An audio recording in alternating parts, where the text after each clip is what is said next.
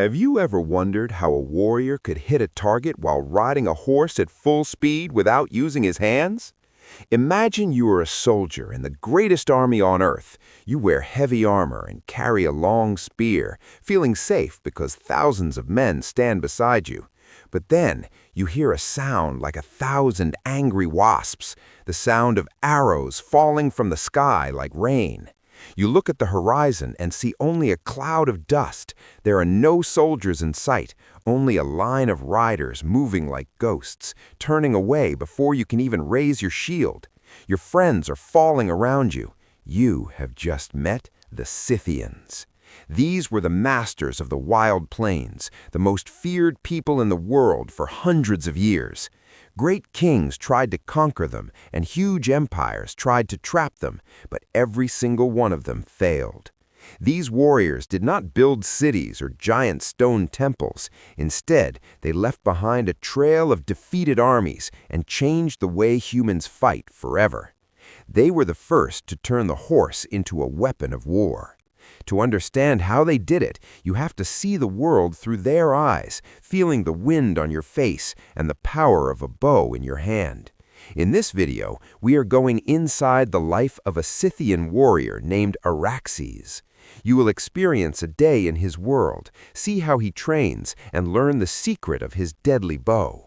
Most importantly, you will feel what it is like to be in the middle of a Scythian charge. This is not just a history lesson, it is a survival guide for the ancient world.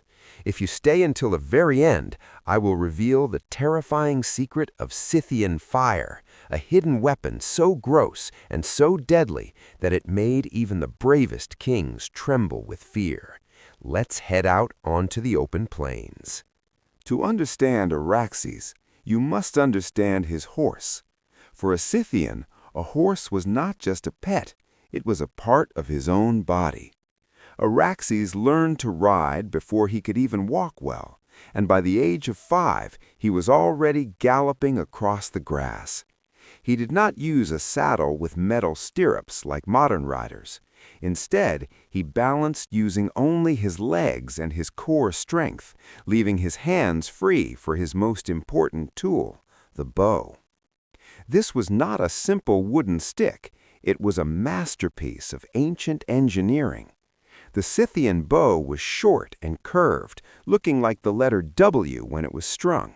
It was made from layers of wood, horn, and animal tendons, all glued together with special fish glue.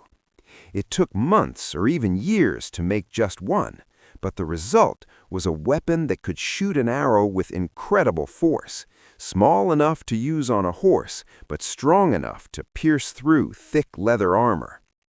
Araxes carries his bow in a special case called a gravity-defying, which hangs from his belt and holds his bow and dozens of arrows at the same time. Araxes is also covered in tattoos that tell the story of his life and his courage.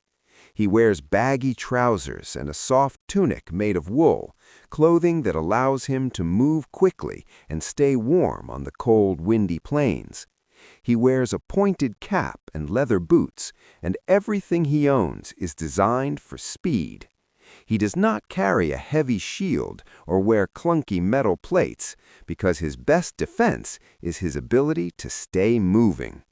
If an enemy cannot catch him, they cannot kill him. Today, Araxes is checking his gear, feeling the tension in his bowstring and smelling the leather and the sweat of his horse. He is ready for the hunt. Araxes does not live in a house made of bricks or stone. His home is the vast, open grass. His people move with the seasons, following the grass to keep their animals fed. This means they have no cities for an enemy to attack. If a large army marches toward them, Araxes and his family simply pack up their wagons and move. They are like a shadow that disappears when you try to touch it. This morning, the air is crisp. Araxes eats a simple meal of dried meat and fermented mare's milk. This diet keeps him lean and strong.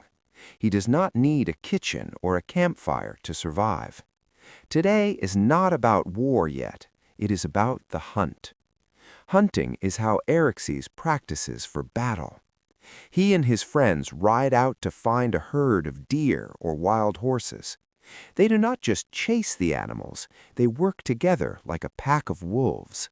They use signals to move the herd into a trap. Araxes watches his friends.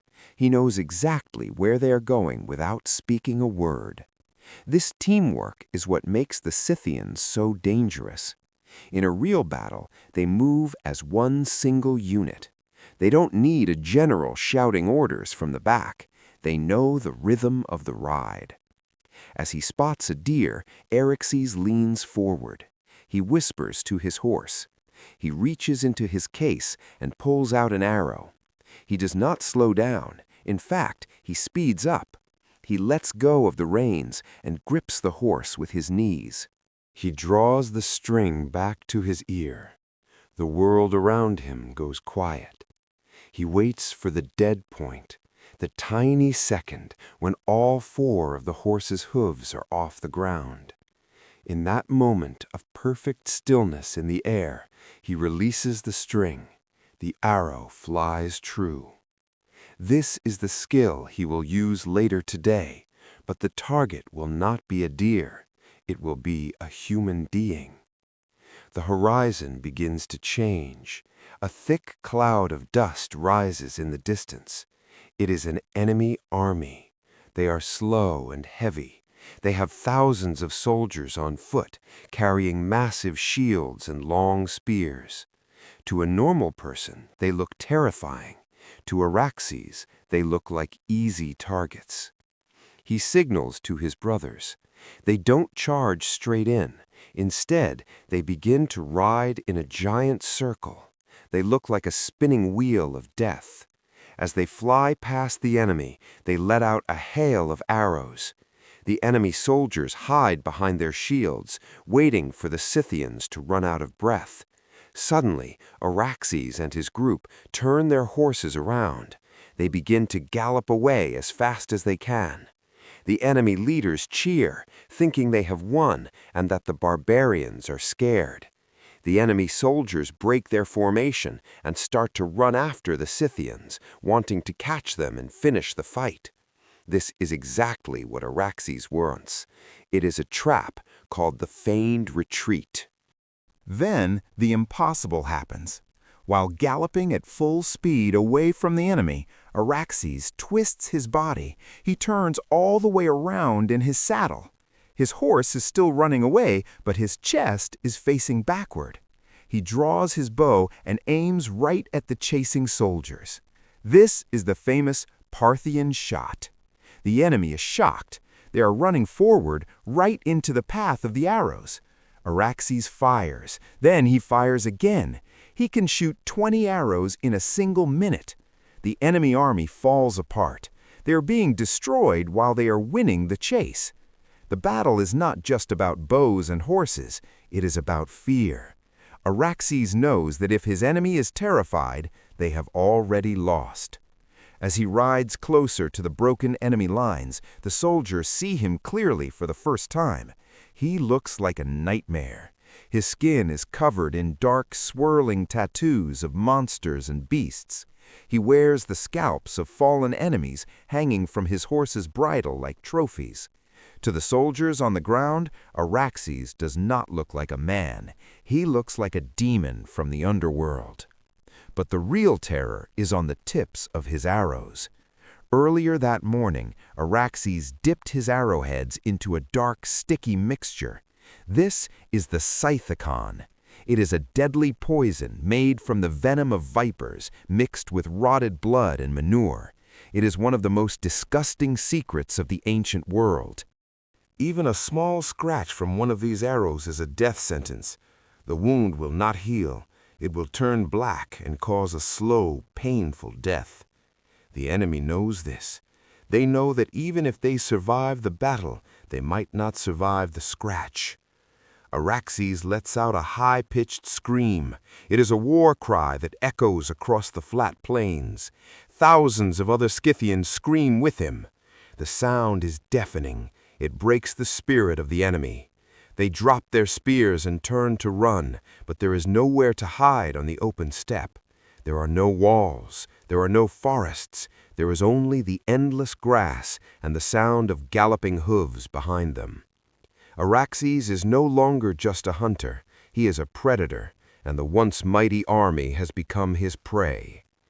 Years later, the great King Darius of Persia decides to end the Scythian threat.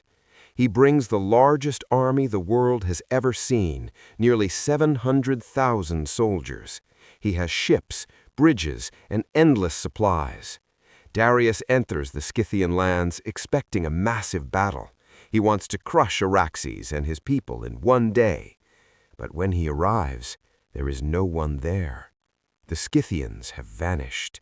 Araxes and his tribe have burned the grass. They have filled the wells with dirt. They have moved their families deep into the wilderness. Darius marches for weeks. His men are tired, hungry, and thirsty. Every time they think they see the Scythians on the horizon, the riders disappear like smoke. Occasionally, Araxes and a small group appear at night, shooting a few poisoned arrows into the Persian camp and then galloping away. Darius becomes frustrated and sends a message to the Scythian king. "Why do you run? If you were brave, stand and fight." The Scythian king sends back a strange gift: a bird, a mouse, a frog, and 5 arrows. The meaning was clear. If the Persians could not fly like birds, hide like mice, or jump through swamps like frogs, they would die by Scythian arrows. Darius finally realizes his mistake. He is fighting a ghost. His heavy army is starving in a wasteland, and he has no choice but to retreat, losing thousands of men without ever fighting a real battle. Araxes watches from a high ridge. He did not need to break their shields to win. He only had to break their will. As the sun sets over the golden grass, Araxes sits by a fire, knowing his people have protected their way of life. Their tactics would live on for centuries, used by the great Mongols and modern armies alike. And then there was the final terror, Scythian fire. Using naphtha, a sticky, oily liquid from the earth, they would soak their arrows and set them ablaze.